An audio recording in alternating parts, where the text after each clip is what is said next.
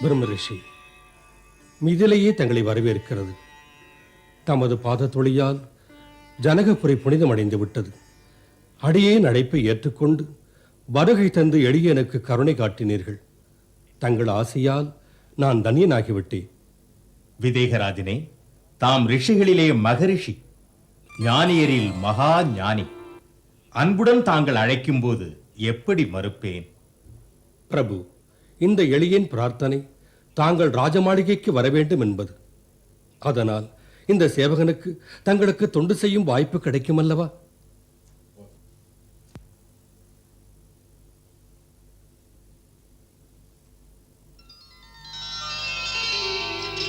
நன்மை உண்டாகட்டும்.